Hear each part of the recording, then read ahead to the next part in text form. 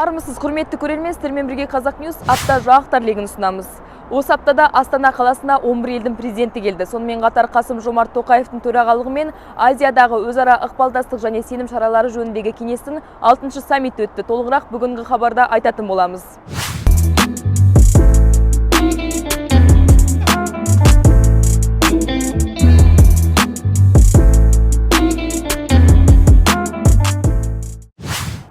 Қазанда Қазақстанға мемлекеттік сапармен Түркия президенті Режеп Тайып Ердоған келді. Тоқаев әріптесін Астана әуежайынан күтіп алды.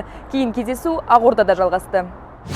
Ақордада Түркия президентін салтанатты түрде қарсы алу рәсімі өтті. Құрмет қарауылының бастығы мемлекеттер басшыларына рапорт берді. Сондай-ақ Қазақстан мен Түркияның әнұрандары орындалды.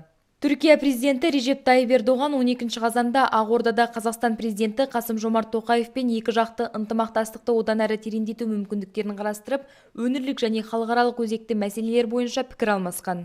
13 қазанда Қазақстан мен Түркия арасындағы дипломатиялық қатынастардың 30 жылдығына орай Қасым-Жомарт Тоқаев пен Режеп Тайып Ердоған бірлескен мәлімдеме жариялады. Сонымен қатар мемлекет басшылары қатысуымен ресми делегацияларының мүшелері бірнеше құжаттарға қол қойды.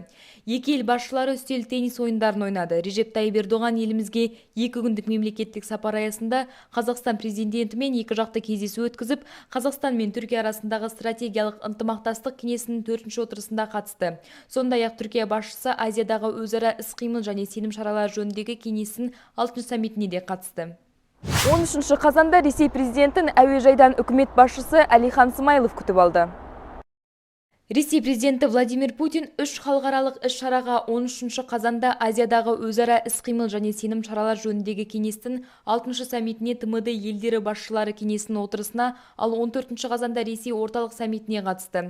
Сондай-ақ Путин 2 және 3 жақты бірқатар келіссөз өткізді.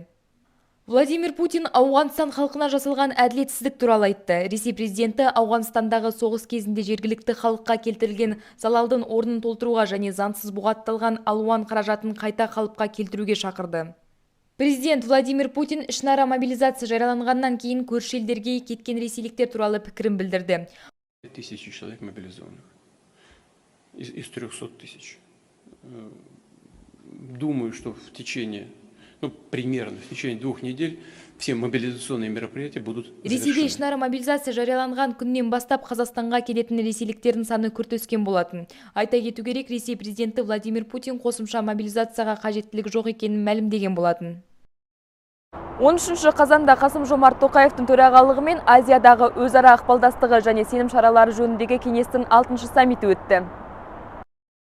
Азиядағы өзара ықпалдастық және сенім шаралары жөніндегі кеңестің 6-шы саммитінде Түркия басшысы Ердоған Украинадағы қантөгісті тез арада тоқтатуға шақырды. Әділеттілікті тек дипломатия арқылы шешуге болатынын еске салды. Біз Украинадағы дағдарыстың салдарын аймақтық және жаһандық деңгейде көріп отырмыз. Мен әрқашан әділетті әлемге дипломатия арқылы қол жеткізуге болады деп айтамын. Соғыста жеңімпаздар жоқ және әділетті әлемде жеңілгендер болмайды. Екінші жағынан біздің біріккен ұлттар ұйымымен соғыстың жағымсыз салдарын жою жөніндегі қарқынды күш-жігеріміз бүкіл әлемде мойындалды, деді Ердоған. 14 қазанда Астанаға Түркменстан басшысы Сердар Бердімұхамедов келді. Айта кету керек, бүгін ТМД мемлекеттері басшылары кеңесінің отырысы өтті. Қазақстан президентінің төрағалығымен ТМД-ға мүше мемлекеттер басшылары кеңесінің кеңейтілген құрамдағы отырысы өтті.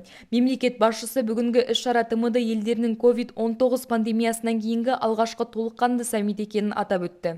Шағын құрамда біз ынтымақтастығымызды одан әрі нығайтудың өзекті мәселелері жөнінде жан-жақты пікір алмастық. Тәуелсіз мемлекеттер достастығын дамытудың негізгі басымдықтарын айқындадық. Бұл COVID-19-дан кейінгі ТМД-ның офлайн форматтағы алғашқы толыққанды саммит екенін атап өткім келеді. Жалпы Астанамызда қайта бас қосуымыз қуанышты жайт, деді Қасым-Жомарт Тоқаев. Орталық Азия Ресей саммитінде Қазақстан, Қырғызстан, Өзбекстан, Тәжікстан, Түркменстан және Ресей президенттері келді. Олар 6 жақты форматтағы ынтымақтастықтың келешегін талқылады.